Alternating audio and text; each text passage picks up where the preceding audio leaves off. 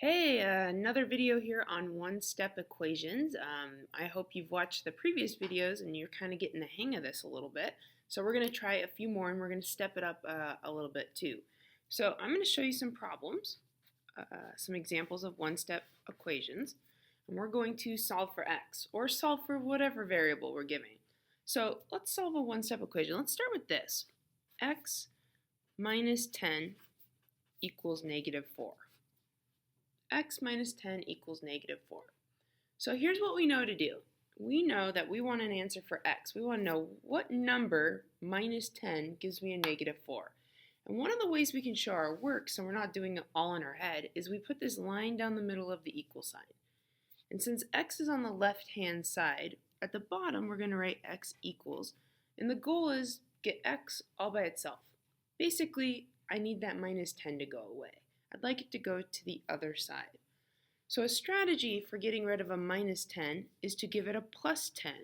Because when you have minus 10 and plus 10, they go together and make 0. That gets rid of it so that x is all by itself. We can't just do that to one side unless you do it to the other side. So I'm also going to add 10 to this side. Now negative 4 plus 10 adds up to a positive 6. So our answer is x equals 6.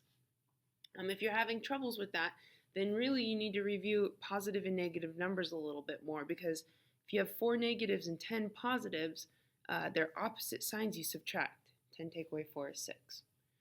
Now, here's something you can do to make sure you're actually correct. You might solve this problem and feel really good about it, but then you're like, wonder if I actually did it right. I want to double check. Well, we have a way to do that. Let's go over to the side here and practice how we check our answer. Now, checks are interesting. You start by copying the problem over again. So remember, the problem was x minus 10 equals negative 4. That was our problem. And we think we know the answer for x. We think it's 6. So I'm not going to solve the problem again. I'm not going to put a line down the middle and do it twice. That'd be the same thing 2 times. Instead, where this x is, I'm going to circle it and replace it with the number 6. Because we think x is equal to 6, so let's try it. Let's see if that's actually true. If that's a 6, then I have 6 minus 10 equals negative 4. And really, we just have to check and see, is 6 minus 10 equal to negative 4? And the answer is, oh, absolutely. 6 take away 10 is a negative 4. So negative 4 equals negative 4. Yep, those match. Check. And what that means is when these two numbers match at the end, it means what you did over here is correct. That means this is still the correct answer. You verified it. Some people make the mistake of circling this and now they think this is their answer. No, that's not what that means. That just means that this number over here works. So you just kind of double check, yes, this is right. X is equal to 6. So let's try another one where we're going to check our answer afterwards. We'll do underneath this an example 2. So example 2. Okay, new question. This time we're going to say that we have 9 plus m equals negative 7. We want to solve for m. So 9 plus m equals negative 7. So I'm going to put my line down the equal sign. Again, m is on this left-hand side, so at the bottom I'll write the m equals. And what do we need to get away from the m? Because this needs to be all by itself down at the bottom. So we need to get rid of that 9. Right now, it's just a regular 9. It's a positive 9. So to get rid of it, I'm going to take a 9 away. I'm going to subtract the 9 from that side. So I'm going to subtract the 9 from this side. I have to do the same thing on both sides. 9 minus 9 is 0. That gets rid of that. So that kind of takes care of that problem for me.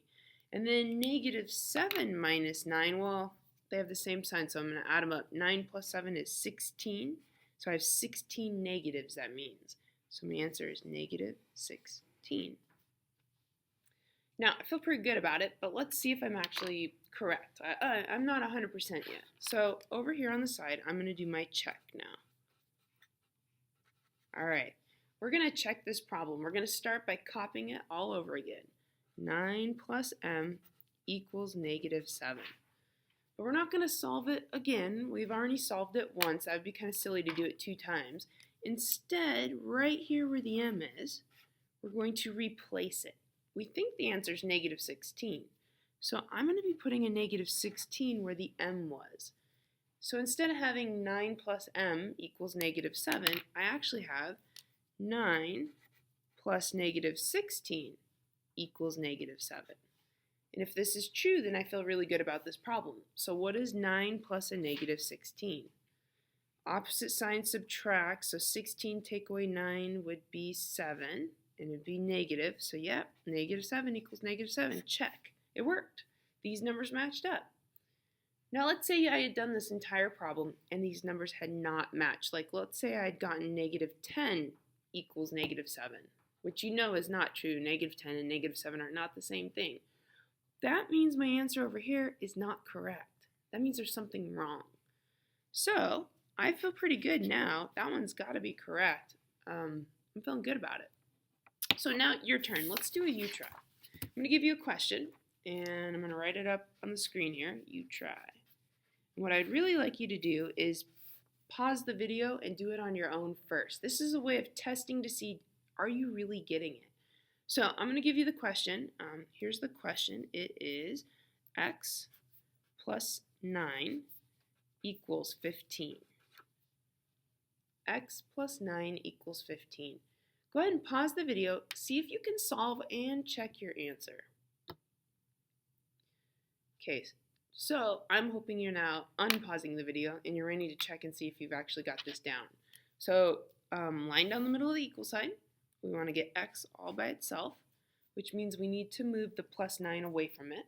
So the opposite of a plus is a minus 9. That's going to make 9 minus 9, 0. That's good. But that means you also have to do it over here. 15 take away 9 is 6. So I think my answer is x equals 6. Which if I stopped right there, I'm good. I've shown my work. I've done a good job on this problem. But I want to double check myself. I want to go a little bit farther. So let's go up to the next level here and check our answer. Now to check, I'm going to copy the problem again. I'm going to write x plus 9 equals 15. But now I think I know my answer. I think the answer is x equals 6. So right here where this x is, I'll circle it, and I'm going to change it to a 6 because I think that's what the answer is. So instead of x plus 9, I'm actually going to have 6 plus 9 equals 15. And it's really just a matter of like asking yourself, is that true? Is 6 plus 9 15? And 6 plus 9 is 15. That is true. 15 equals 15. Awesome. Check. Which means all my work over here must be correct, and I feel really good about my answer now, and I'm done. Hopefully you did okay on it. If your answer doesn't match mine, pause the video and look for your mistake. Can you figure out what you did so that you don't make that mistake a second time? Take a look at your work, take a look at my work, and kind of compare it. See if you can figure that out. And if you got it correct, nice job. That means you're getting the hang of this. I'm going to post more videos. They're going to keep coming out on this topic, but I hope this one helped, and stay tuned for more. Bye, guys.